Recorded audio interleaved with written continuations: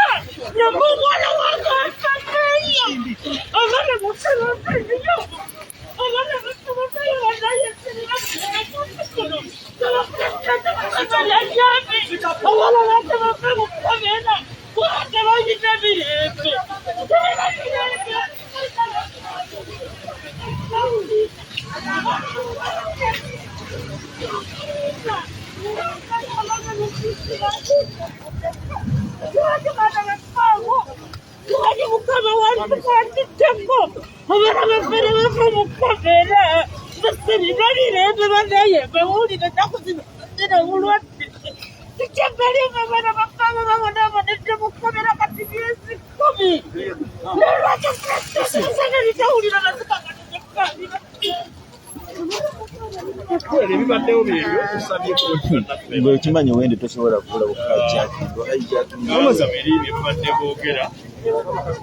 tulowooza nti okuddamu bakwata kyali kikyamu. Fayiro gye baali balina ne balinda bwe bali okufuna okweyimirirwa, n'olwekyo ne tusaba kkooti eragire babate ne bannaffe ne baanukula. So tusuubira nti omulamuzi nga bw'agambye ajja kuddamu.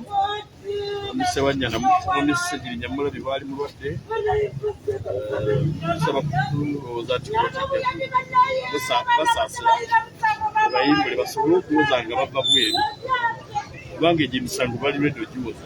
Tusabye kkooti nagyo bagiteeke olunaku giwulirwe, ensonga eve mu ddiiro. Abantu bakiikirira mu kiseera kino tebakiikirirwa kubanga abakiise baabwe bali mu kukomera. N'ekirala twemulugunyiza ku ngeri gye baddamu bakwata obubi, tuyinza ekkooti ejja kutugulira ekyokola. Bafuna emirembe egibe namu. Ebyoluzungu beewulidde, kakati gyogedde bya Luganda. Now we have requested court to grant the honourable members freedom to be out on bail. We complained about the manner of arrest, the way they were handled, and why they had to wait until court had granted bail to them so as to be abducted in a manner that offends the Constitution.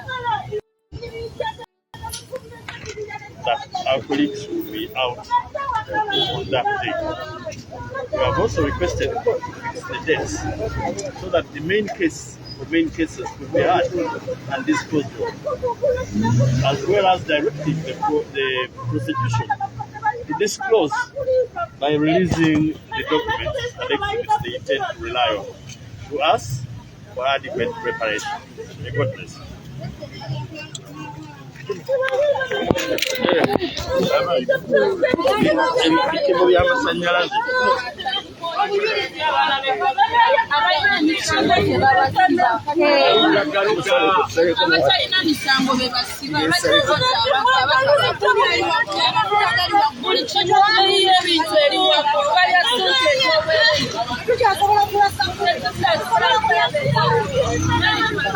After receiving their bail ruling and the defiance by the prison authorities, even after being directed by court to release them,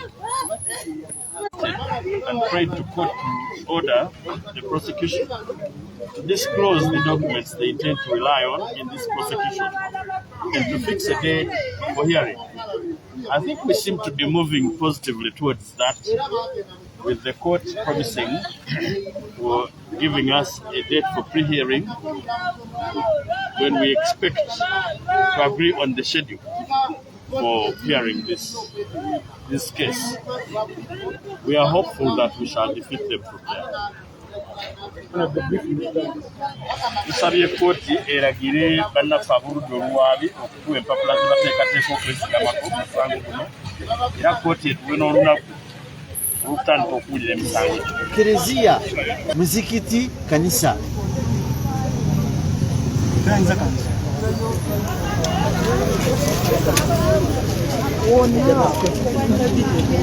Mpuliriza eyeekuumidde ku KI mukulembeze yeno security eriwo essaawa zino zennyini.